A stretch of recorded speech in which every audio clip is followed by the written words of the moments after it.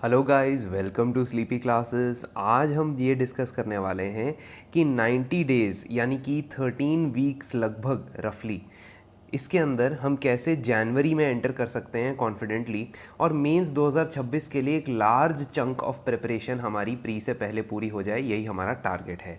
सबसे पहले हम बात करेंगे कि नंबर ऑफ़ डेज़ 90 डेज़ है, एग्जैक्टली 90 डेज़ रहते हैं अभी और 31 दिसंबर के बीच में, विच इज़ रफली 13 वीक्स टाइम। एक दिन कम है, 13 वीक्स का टाइम है ना। और हम मान लीजिए कि बफर के लिए इसे 12 वीक्स भी मान लें, तो उस तरीके से मैं आपको शेड्यूल डिज़ाइन करके बताऊंगा और मैं सब्जेक्ट वाइज प्रायोरिटी बताऊंगा।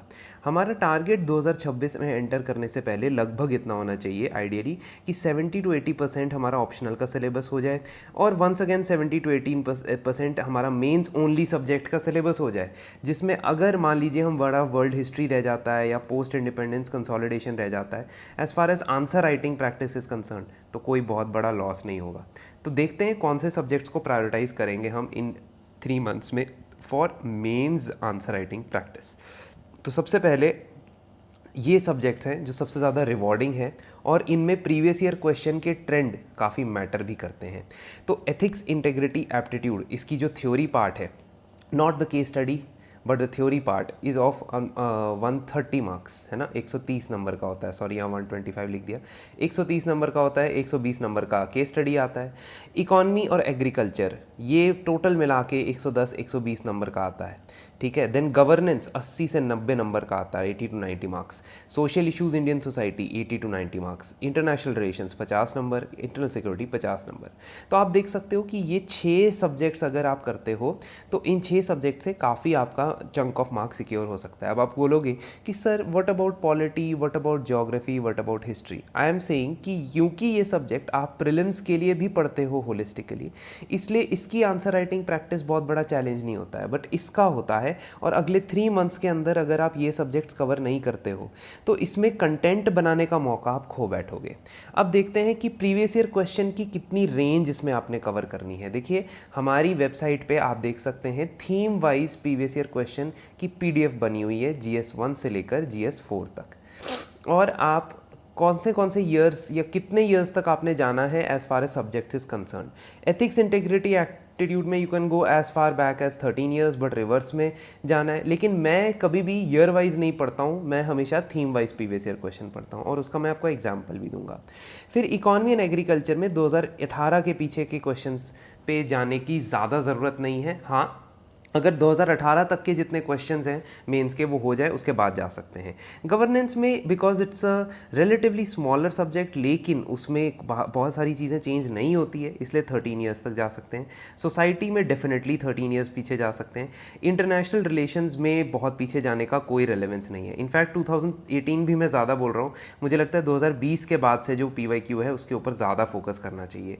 इंटरनल सिक्योरिटी की बात करें तो 13 ईयर्स के PYQ आपने पढ़ने हैं। तो this is not like current affairs कि मैं 1 साल के फिक्स कर दूं और सभी के लिए 1 साल के पढ़ूं, नहीं। मुझे कोशिश करनी है कि जो सब्जेक्ट वाइज है उसके रेलेवेंट मुझे करंट अफेयर्स पढ़ने हैं। अब आते हैं नेक्स्ट कि आप कितने वीक्स दे सकते हैं। देखो 13 वीक्स में से अगर मैं बात करता हूँ एथिक्स, इंटेग्रिटी, एप्टीट्यूड की, तो आप उसे 3 वीक्स दें। इकॉनमी एग्रीकल्चर को 3 वीक्स, गवर्नेंस को 2 हफ्ते, सोशल इश्यूज इंडियन सोसाइटी 1 हफ्ते में भी खत्म हो सकता है, मैक्सिमम इसको 10 डेज लग सकते हैं। इंटरनेशनल रिलेशंस 2 वीक्स और internal security 2 weeks. You divide this और you add this, you will find out कि 13 वीक्स में आपके ये सब्जेक्ट्स कंप्लीट हो जाने चाहिए। तो आपका जो प्लान है उसमें इनको कैसे भी अरेंज करो, आई डोंट केयर आप इसको कैसे अरेंज करते हो, पहले क्या पढ़ते हो, ये आपकी कन्वीनियंस है। लेकिन ये 6 सब्जेक्ट अगर आप कंप्लीट करते हो in the 13 weeks, arrange them accordingly, है ना। पर मैं मतलब if I was there I would have arranged it like this, जैसे मैंने अरेंज किया है, ठीक है।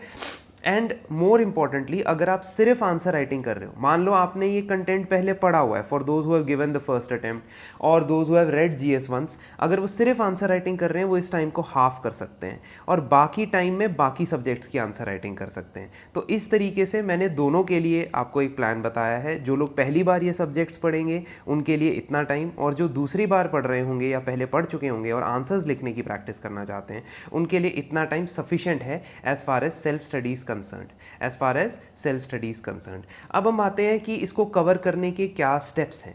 सबसे पहले एक थीम कवर कीजिए। जैसे मैं एग्जांपल देता हूँ, एथिक्स, इंटेग्रिटी, एप्टीट्यूड में अगर आप इमोशनल इंटेलिजेंस कवर करते हैं, let's say emotional intelligence cover करते हैं, उसको कवर करने में आपको एक ही दिन लगेगा, मैक्सिमम एक दिन भी मैं बहुत ज़्यादा कह रहा हूँ, इसके साथ 2 चीज़ें और भी कर सकते हो।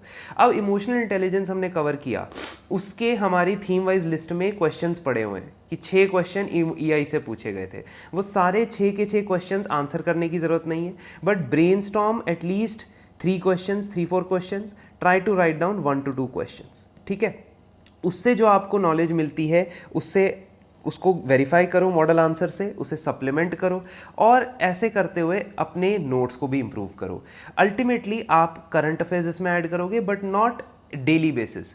मतलब आप करंट अफेयर्स इसमें ऐड कर सकते हो आफ्टर 1 वीक, एक वीक पढ़ने के बाद। तो जैसे अगर आप एथिक्स कवर कर रहे हो, इसमें 3 हफ्ते थे, तो हर हफ्ते में आप 4-4 महीने के करंट अफेयर कवर कर लो एथिक्स के, और वो भी हो जाएगा काम। एंड लास्टली प्रेफरेबली एक सेक्शनल मॉक, यानी एक फुल लेंथ टेस्ट जो सिर्फ और सिर्फ एथिक्स का हो, वो आप अटेम्प्ट कर सकते हैं, ठीक है। सो इस तरीके से हर एक सब्जेक्ट के साथ आप कर सकते हैं।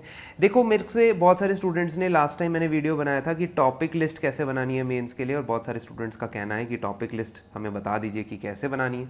तो वो मैं आपको जल्दी बताने वाला हूँ, संडे हमारा वीडियो आएगा, please be tuned for that video.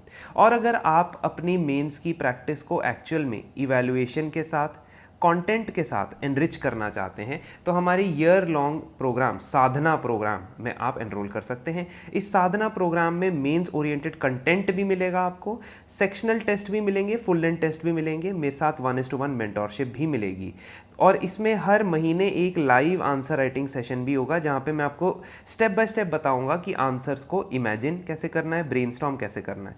So we will be there, मतलब we'll be meeting every month in this, but 1:1 session आप कितनी भी बार कर सकते हो। अगर आप डेली आंसर लिखना चाहते हो, डेली रूटीन में एंटर करना चाहते हो, तो हमारा 100 डेज आंसर राइटिंग का बूट कैंप का लास्ट बैच है, वो स्टार्ट हो चुका है, बट अभी भी उसमें तकरीबन 85 to 90 डेज बचे हैं। तो आप उसको अपने पढ़ाई के शेड्यूल के हिसाब से अलाइन कर सकते हो, वेरी फ्लेक्सिबल शेड्यूल। सो आप उसे भी चेकआउट कर सकते हो हमारी वेबसाइट पे जाके। टॉपिक लिस्ट का वीडियो मैं संडे को आपके लिए लेके आऊँगा। तब तक के लिए आप इस तरीके से जो फॉर्मेट मैंने आपको बताया, अपना खुद का शेड्यूल डिज़ाइन करें। धन्यवाद।